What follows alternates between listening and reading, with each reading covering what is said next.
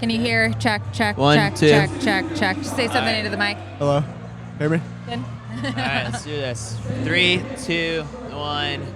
All right, we are here at New Balance Nationals Indoor. Chris Chavez with Aisha Pratt-Lear, and we're joined by New Balance NIL athlete and also now national champion Cole Boone. How's that sound? Oh, it's still unbelievable to me. The race itself, what was the plan coming in? And I mean, those lights, you were ahead of them for so long. Yeah, I don't know. I was just coming in at 25, trying to come through the 2 at 25, and then just give it everything else I got, to be honest. Just don't let off the gas. Just trying to forget about the rest of the noise, just keep it to myself, run my own race. And at the end of the day, I mean, I was going to be happy with whatever I had to do, so.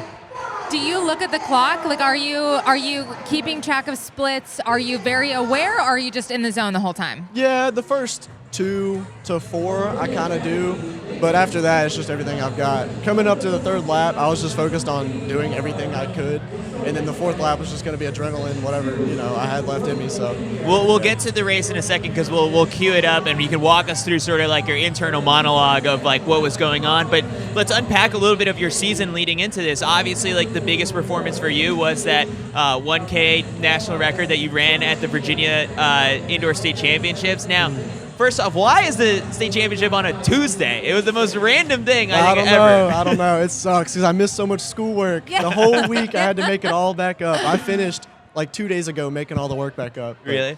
I don't know. I mean, it's weird. But What were the big takeaways from that performance? Because you came through the 800 in that race, I believe in 149, and then held on. Almost PR'd in my 800 in the 1K. I was so excited. I came through, like, I forgot the 3rd lap. I just tried to check out, but then I hit 800 and I saw 149. I was like, oh my gosh, I can do this. So I just went and I locked up, but I was still able to kind of get it. So I was super excited.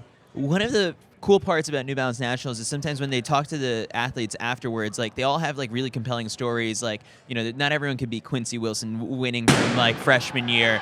But there's some people who are like, I just heard the long jumper be like, I missed this meet last year by a little bit, and then just comes back and wins it. So for the people who like maybe don't remember, where were you last year? 7th out of 10th heat, coming in at 154. I ran 151, which was like insane. I was so happy with that. I didn't know I had it in me, but a lot has happened from then to now, and just putting all the little pieces together, fixing a bunch of stuff, and it all just kind of worked out today. So. Can you talk to us a little bit more about that? Like, what are the pieces that made you go from 151 last year to 148 and a national record this year? It's all the little stuff, really. I had a lot of trouble this season kind of getting my head in the right space for these races, and I would get a little nervous before each race, and it'd get to me, and sometimes it would mess my competition up, and I was just so frustrated with myself. And towards the end of the season, I got a sports psychologist, so that's been so helpful. That's another one of those little small pieces I've been putting together, and just using him, kind of thinking about those things in a different way, looking at it all in a different perspective, and really calmed me down, was able to really focus on myself. Just go out. If you give 100%, you're going to be happy with it, so just go do that. Takes a lot of the pressure off, so yeah. One of the coolest parts is just sort of like those little mental unlocks. So what are you like now, I guess, before a race? Like, what are the things you do in the hours leading up to a race to get you in the right zone? I just listen to music. I pray. I don't talk too much about the race. I mean, I'll get a good plan with my coaches and stuff, but other than that, I'll just try to chill and enjoy the experience, because sometimes, I mean, like in middle school, maybe running at those national meets, I would get so nervous, I didn't want to be there. And it was awful. It was an awful experience, and I'd always, compete kind of bad because I went into it with that mentality. But, I mean, just being able to come here and enjoy this experience is just so much better. And if I can wrap my head around it, then the competition will be there. So I'm happy to be able to kind of unlock that, and I pray to God a lot. Just tell him, hey, it's your plan. Whatever you want from me, I'm going to be okay with it. If it's not today, it'll be the next day. So, You say you're a junior. I mean, you are a junior. You just mentioned, like, running in middle school. How long have you been at this? Sixth grade year. But COVID took me out, so I couldn't run that year. But I really started competing 7th grade year. I ran 210 in the 8. I was like, okay, this might be something I want to do. And then I played football all the way up till 9th grade year. I got a concussion. I was like, maybe not worth it. It took me out of cross-country states, so I just gave that up. But definitely worked out. I'm so happy I did. So. We're happy too. Yeah. Go ahead, Aisha. Go ahead. Oh, I was gonna say, like, before we started rolling the camera, like, you know, we're watching the 4x2's happening right behind us, and you said, like, oh yeah, I've only run one before, and then I asked you what your 200 PR was, but then you've got this 1K national record. Where do you come at the 800 from, right? Because, like, there's some 800 guys who are like more the 4.8 guy, and then there's more people who are like the 8:15. What's your sweet spot with racing? To be honest, we're still trying to figure it out. And that's what's so like exciting for me is we're working on both sides of that because there's so many different ways you can train an 800. You could go speed, develop, work up, distance develop, work down.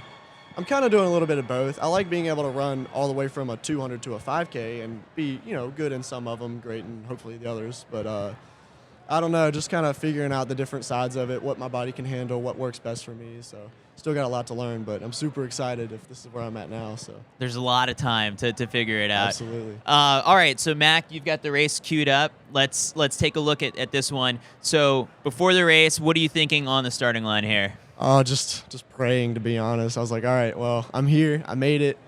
Nerves are a little bit there, but, like, it's just up to God now, and I'm going to go for my split and just keep on going. Now, the lights, I guess, like, were you clear on, like, what they were going to be set to? Yeah, 25.8 through the first two, which is where I wanted to be, and then 52.5, I believe, through the four. That was the goal, so I don't know. I mean, I kind of look for the lights, but back where I run at home, I don't ever have them. So, it's just whatever. It's up to feel there. How comfortable are you leading from the front? Like, because, you know, in the 1K, you did so much of that work solo. Yeah, that's where I like to be. It's nice to have competition to kind of help push me, but if I feel like I'm in control of the race, then I'm able to just kind of do my own thing and not rely on anybody else. That way I know if I give it my all, then it's going to be there, so.